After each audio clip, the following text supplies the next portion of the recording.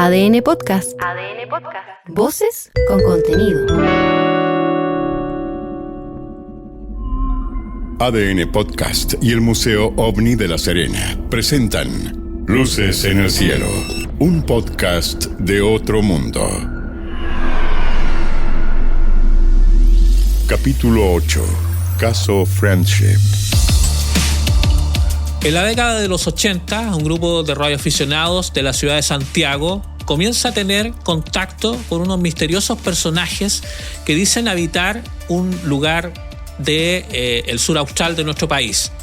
En una isla misteriosa se autodenominaban como Friendship. Ellos decían tener una tecnología muy superior y tener quizás cualidades en términos medicinales, ¿ya? Una tecnología muy avanzada en términos medicinales. Estamos hablando de la historia de la isla de Friendship, un caso emblemático ocurrido y que tiene como protagonista a un grupo de radioaficionados, como yo lo decía, pero también a muchos investigadores que han estado detrás de esta historia. Este caso comienza en la década de los 80, pero hasta el día de hoy ha dado que hablar. Ha sido un caso emblemático, como lo decía, y hoy en este capítulo tenemos a uno de los protagonistas, quien comienza justamente con estos contactos, radioaficionado, y que tengo el honor de tener acá en el estudio, en este podcast de ADN, Luces en el Cielo, en conjunto con el Museo OVNI de La Serena. Quiero saludar a Octavio Ortiz, protagonista justamente de este caso, el caso Friendship. Yo lo decía, Octavio, un caso emblemático, un caso que comienza en la década de los 80, pero que hasta el día de hoy sigue dando que hablar, sigue siendo un caso que llama la atención, no solamente de investigadores nacionales, sino que también a nivel internacional. Bienvenido, ¿cómo estás? Hola, Cristian. Buenos días, gusto de estar contigo nuevamente. Te escuchaba atentamente y mientras tú hablabas me acordaba cuando fue la van premier del documental polémico de Cristóbal. Sí. Al final se produjo un intercambio de palabras entre los asistentes al cine que estaba repleto. Y alguien, como siempre, se opuso, no cree, qué sé yo, hizo un debate al respecto. Y yo dije a viva voz, Frenchy sigue y seguirá por siempre. Y Frenchy sigue. Estamos a las puertas, a pocos meses, del 17 de agosto, en que se van a cumplir 40 años desde aquel día en que fue el avistamiento. Y Friendship sigue en el pueblo, en la gente, en la mente, en los investigadores, en los que creemos en que hay seres buenos también en otra parte de esta galaxia. Sí. Ahora, Octavio, yo sé que te lo han preguntado muchas veces, pero siempre es bueno poder quizás refrescar la memoria de las personas que nos están viendo y que nos están escuchando sobre cuál es la génesis de estos encuentros. Ustedes comienzan a tener encuentros radiales. Estamos hablando de la banda 11 metros. Ustedes eran radioaficionados de hace mucho tiempo, pero comienzan a tener contactos con estos misteriosos personajes. ¿Cómo nace y cómo surge, digamos, esta comunicación? ¿Y en qué momento ustedes entienden, digamos, que están hablando con alguien que aparentemente, digamos, no era, digamos, una persona común y corriente? Bueno, nosotros como familia, mi señora, Cristina, mis hijas, Paula, Andrea, Claudia, éramos el componente familiar, los 5. Teníamos una radio de 11 metros, banda ciudadana, teníamos amigos por todas partes del mundo, en realidad por todas partes del mundo. a pesar que la banda ciudadana es una banda ciudadana, pero hay ciertos momentos del día, incluso algunas veces de la noche, en que la propagación se abre y podemos comunicarnos con España, con Estados Unidos, México, Brasil, etcétera.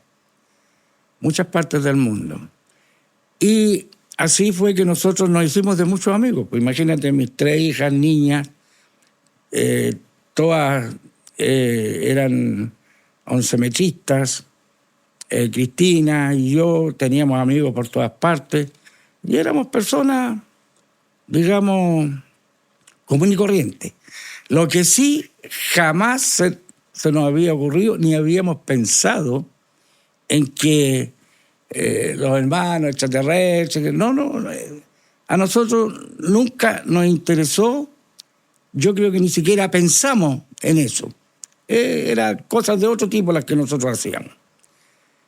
Pero ahí está la cosa, que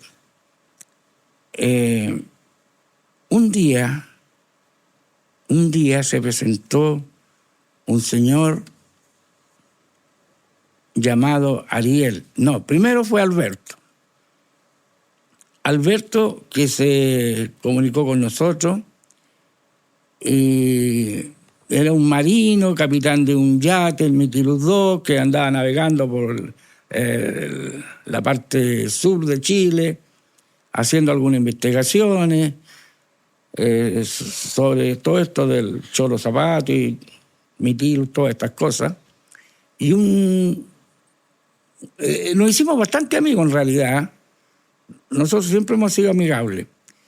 Y nos entreteníamos porque Alberto era un tipo chistoso que andaba con su tripulación ahí, de repente medio aburrido, dice, sobre todo en la noche, y conversamos, echamos nuestra talla, chistes, y nos reíamos mutuamente.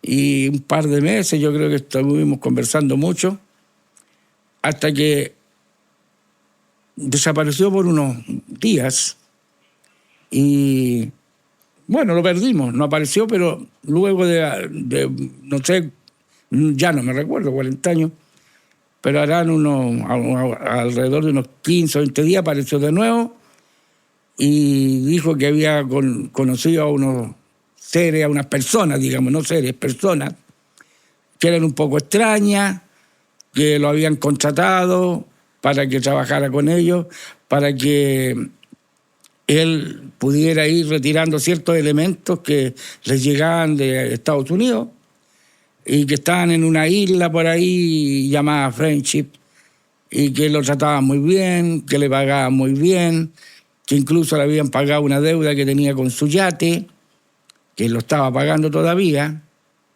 y que ojalá algún día pudiéramos ir, que él ahora tenía un hogar. Él nos había invitado antes a su yate, ¿ah? Yeah. Vengan con la familia, estén unos días con nosotros aquí. Pero ahora nos dijo, ahora tengo un lugar físico donde ustedes podrían venir y luego les voy a presentar aquí a una de estas personas. Son medio extraños, me dijo, no estoy todavía bien seguro si son curas, mormones, pero son unos señores extraños, pero muy buenas personas, me han tratado muy bien y me pagan muy bien. Algún día te voy a presentar uno de ellos. Claro, y ahí comienza, digamos, esta comunicación constante, digamos, de él con ellos, en el que le prestaba estos servicios. Exacto. ¿Y en qué momento ustedes comienzan a tener el contacto directo con estos personajes?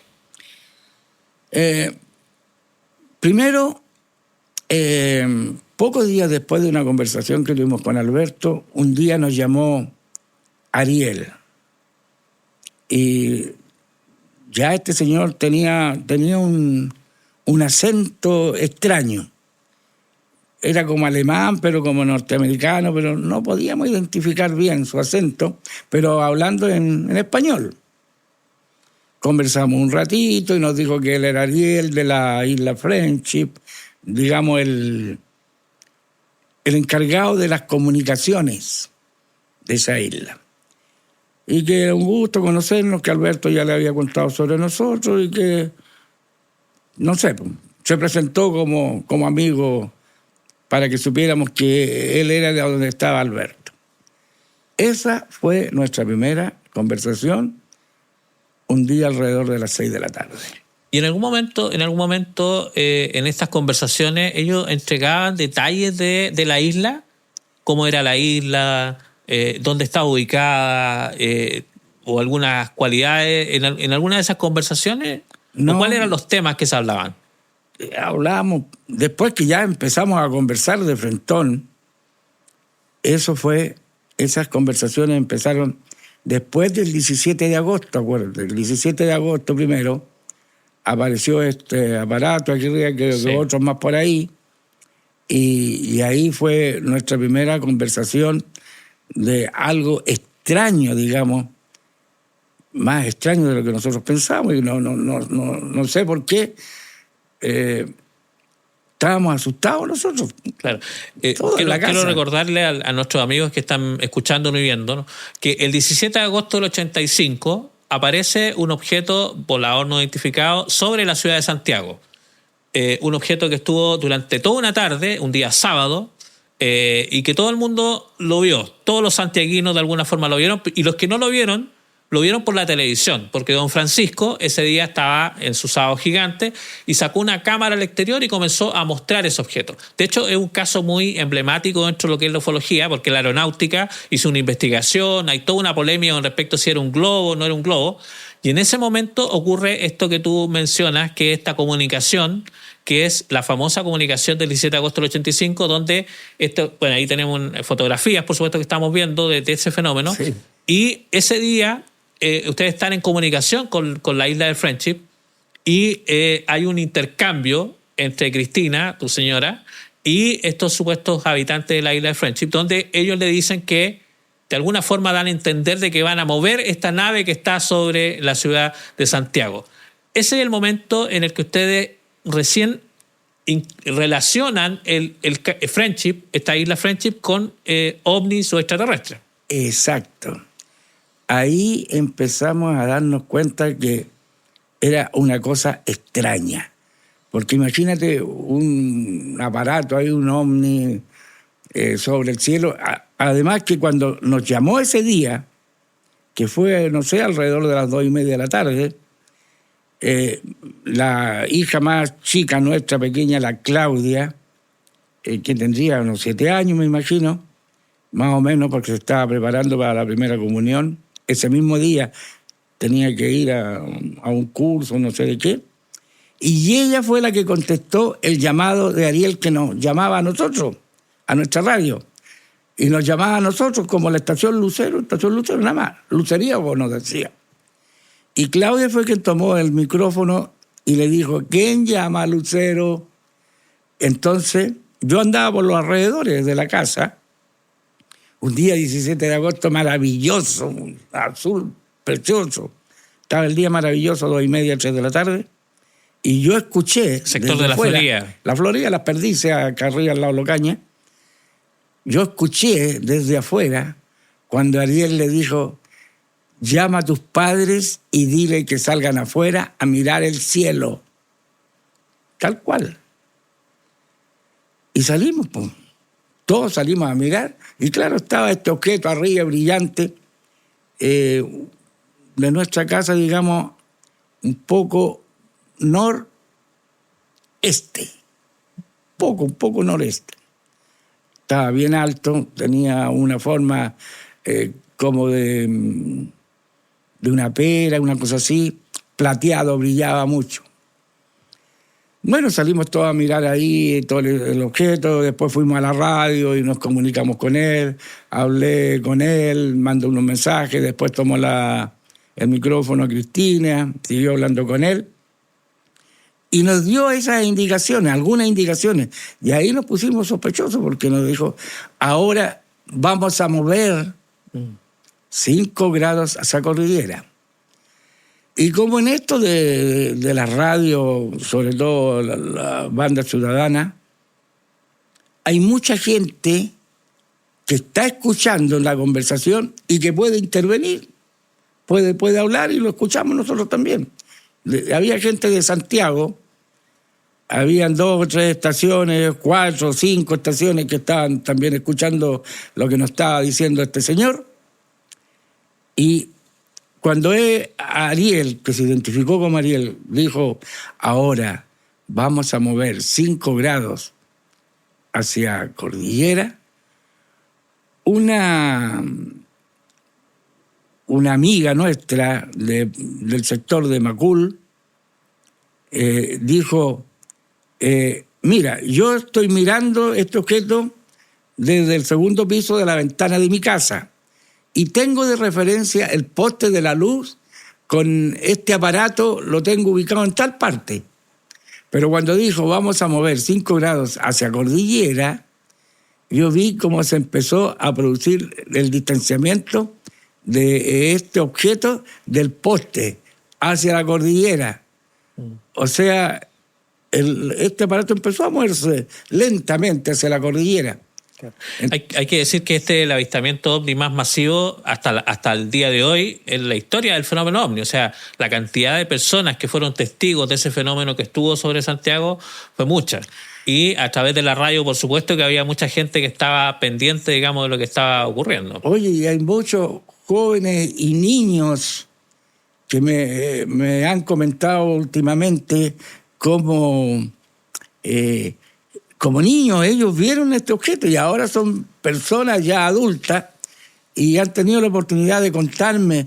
Y otros señores, como tengo algunos, el monje Espediarse, que estaba ese día enterrando a su mamá en el Parque del Recuerdo, y dice que estaba entre todos pendiente de lo que estaba arriba. Hay un montón de gente más que vieron eso. Y por eso yo pienso hasta el día de hoy, Friendship, hay muchos jóvenes que eran niños y que están en este momento interesados en este tema, ¿entiendes tú? Pero incluso hay jóvenes y muchos que no nacían, todavía no nacían, claro, pero ahora están también sumándose a este fenómeno, porque yo encuentro que es un fenómeno, claro, y un fenómeno lindo, ¿eh? Porque esto ha sido una cosa de amistad, ha sido una cosa muy linda. Sí.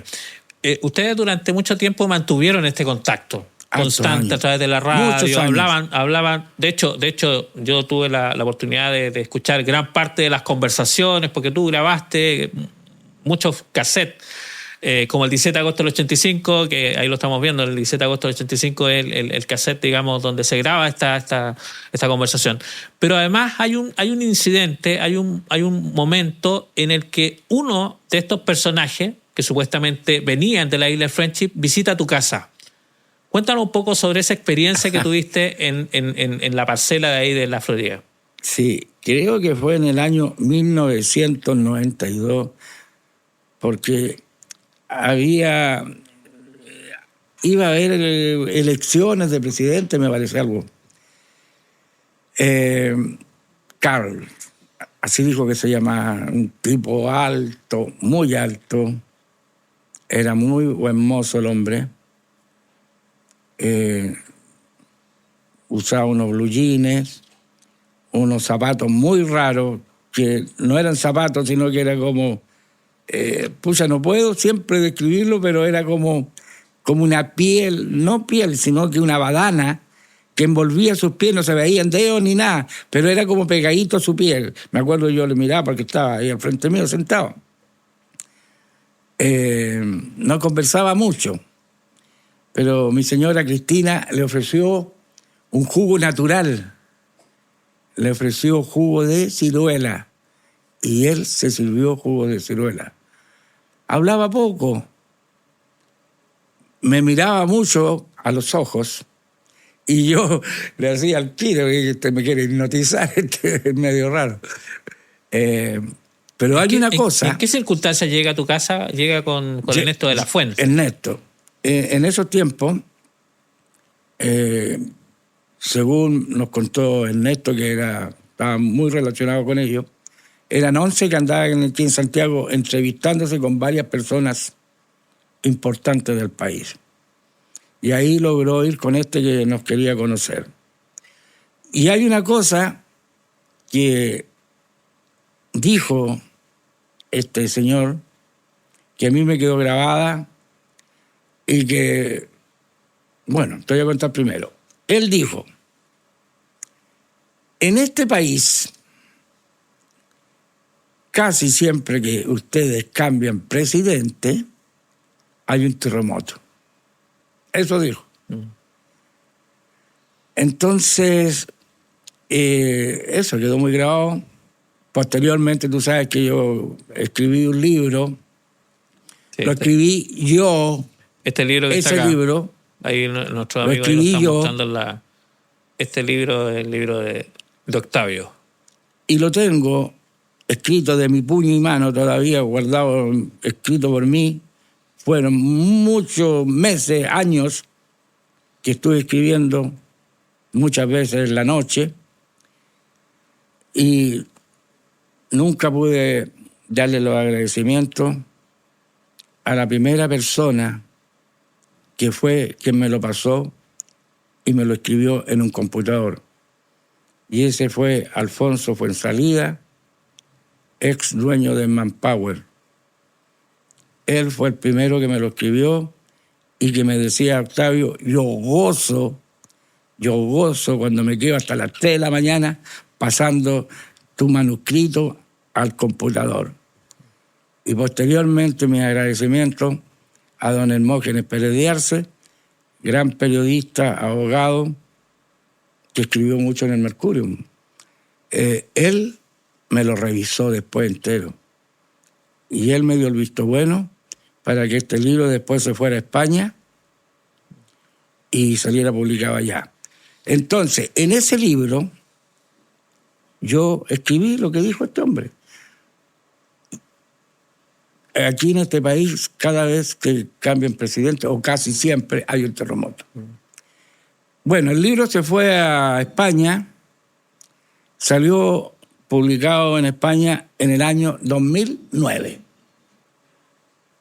Salió a la venta y llegó el 2010, hubo cambio de presidente y hubo un terremoto. Coincide, digamos, con lo que mencionaste. Por lo menos fue anunciado antes, ¿entiendes tú? Para que no dijeran que yo me estaba mandando el carril. Pues. Ahora, Octavio, este personaje que llega a tu casa, además de hablar poco, ¿qué otras cualidades tenía? Tú decías que era muy alto. Era muy alto, rubio. No rubio, era, no sé, rubio pero oscuro. Andaba con una camisa escocesa, era bien musculoso, bien maceteado, no era guatón ni nada. Era delgado, pero se notaba un gallo fuerte. Y ¿Hablaba en español? Hablaba en español también un poco raro, así como hablaban ellos. Y buena persona. Eso... No tuve más noticias de él hasta después que supe que se tuvo que ir. Se tuvo que ir del planeta. ¿Por qué? Eso decían. Porque lo picaron los zancudos. Entonces su piel parece que era muy frágil o algo así. Lo picaron los zancudos.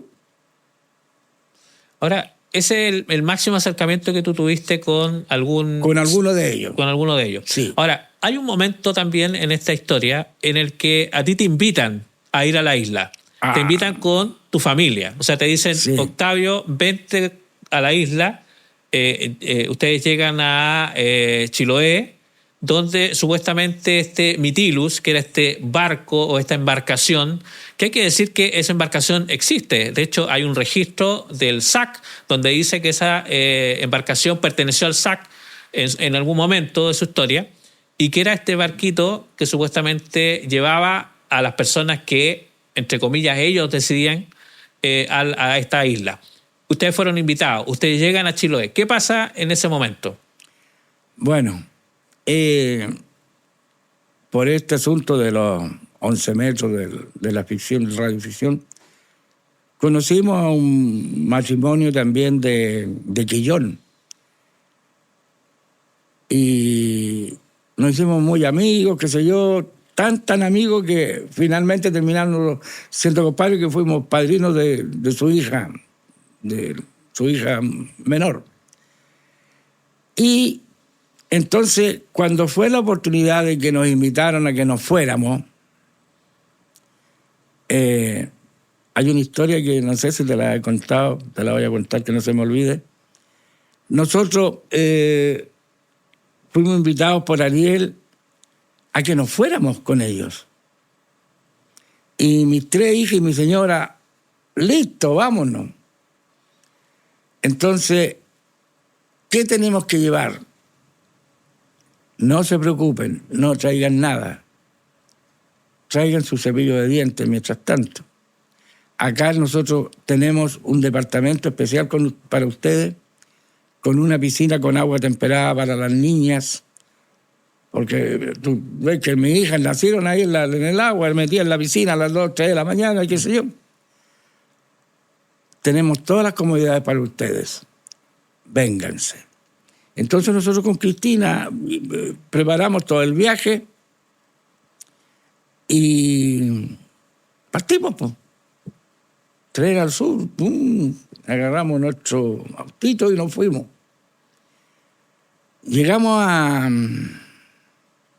Quellón, a la casa de mi compadre, donde nos quedamos unos días. Estuvimos con Ernesto, en la hacienda Taiquemó de Ernesto de la Fuente. Para los que no saben, Ernesto de la Fuente fue protagonista y muy amigo también de los Friendship. Y nos conocíamos ya con Ernesto. Nos habíamos anteriormente encontrado aquí en Santiago, a pesar que nunca antes no nos conocíamos. Pero nos conocimos en una oportunidad aquí en Santiago, en que ellos, los Friendship, lo mandaron a que nos contactara aquí, porque justamente para la invitación para irnos. Ahí fue la primera vez que conocimos a Ernesto. Entonces, en esta oportunidad estábamos con Ernesto en Quellón, en la casa de mi amigo José, la estación Camagüeto. Y ese día, había un día en que nosotros teníamos que esperar al Mitilus que andaba navegando por alguna parte ahí. Entonces, ese día nos íbamos a ir, pues. Se suponía que nos íbamos. Tú sabes, yo te conté, yo nunca estuve muy convencido, yo tenía un poco de miedo desde ya, antes yo lo escuchaba que estos gallos eran extraños y no sabía qué iba a pasar. Entonces yo me fui al molo, ahí donde llegan los barcos, y llegó un barco grandiosamente, descargó, llegaron otros botes, qué sé yo, y yo ahí en mi auto esperando una comunicación con el Mitilus que debiera andar navegando por los alrededores o lejos, ahí todo es lejos, debe de estar así, cerquita, pero muy lejos. Y estaba escuchando la radio para escuchar el comunicado del Mitilus 2 cuando apareció. Y era un día gris, con harta lluvia, con mucha tormenta eléctrica, que la radio captaba mucho esos rayos, no sé qué, esos sonidos que produce la atmósfera. Y de repente llamó a Ariel. Y yo lo escuchaba, estaba muy lejos. Y alcanzó a decirme algo, pero yo escuché así entrecortado, entre que de repente sí, pero logré captar cuál era la información. Que decía que el Challenger iba a partir, ya iba a salir al espacio, pero que iba a explotar. Y eso debe haber sido 11:30 de la mañana, una cosa así. Y yo estaba solo ahí en el auto. Cristina se había quedado en la casa del compadre. Pero lo logré captar eso. Entonces, cuando yo escuché eso, como que me dio más miedo. ¿Cómo van a saber una cosa así? Entonces, yo ya estaba medio dudoso y ahí me puse más dudoso. Entonces, después de un rato de estar ahí, yo volví a la casa que estaba cerca, ahí a unas 3 cuadras o 4 cuadras, y cuando llegué a la casa, estaban todos escuchando ahí las noticias que el Challenger ya había partido y había explotado. Entonces dije yo, ¿cómo ocurrió? ¿Cómo supieron ellos? ¿Cómo adelantaron? ¿Cómo se adelantaron? Entonces dije yo, no, estos gallos saben mucho. Si yo me voy con ellos, se van a llevar a mi familia. No sé de dónde son. Ya eran sospechosos para mí porque hacían cosas que a mí me llamaban la atención. Mover vasos o saber lo que conversábamos nosotros en la casa y ellos lo sabían. Entonces, me acuerdo de un día que le dijeron a la Cristina que buscara algo en la Biblia. Era muy religioso, o no sé, religioso o creyente, estos personajes. Muy creyente de Dios, muy respetuoso. Y hacían que nosotros solucionáramos algunos problemas caseros de nuestra casa por intermedio de la Biblia, o sea, leyendo algunos párrafos de la Biblia. Decía, por ejemplo, yo me acuerdo exactamente de un problema y que discutimos en la casa las niñas, todo como familia, y que Ariel llamó y le dijo a Cristina, mira Cristina, la solución a vuestro problema... primero le dijo, ¿tienes una Biblia a mano? Sí, le dijo Cristina, tráela. Le dijo, mira, la solución a vuestro problema está en el, por decir un ejemplo, porque no me acuerdo, suponte tú, en San Juan, capítulo tanto, versículo tanto. Entonces Cristina fue a buscar una Biblia y me acuerdo que empezó a buscar así, ahí al lado de la radio. Entonces de repente Ariel le dice, devuélvete Cristina, devuélvete porque te has pasado. Como que la estuviera mirando, bien. ¿Entiendes tú? Entonces esas cosas te llamaban la atención. Claro, esas son las cosas que a usted le llevaban a mantener este contacto durante tanto tiempo. Ahora, Octavio, para finalizar, han pasado muchos años desde los primeros contactos, han pasado muchos años desde que ustedes se interrumpe este contacto. ¿Cuál es tu visión hoy con respecto a este suceso? ¿Quién crees tú que eran los Friendship? ¿O quién crees tú que son los Friendship? Y lo otro es, en todos estos años, yo digo, se interrumpió la comunicación, pero no lo sé. ¿Han tenido algún contacto o algo que les indique que los Friendship siguen presentes acá? Sí, bueno, han pasado muchos años, pero hay una cosa, ellos me hicieron una promesa, a mí y a mi familia, por supuesto. En una oportunidad Ariel dijo, Cristina, que yo siempre dije, que es la periodista de aquí de la familia, la preguntona, les dijo, ¿por qué ustedes nos buscaron a nosotros? Y nosotros somos unas personas comunes y corrientes, trabajadores, qué sé yo, no somos nada especial. Entonces le dijo, no los buscamos ni por talento, ni por vocación, no sé.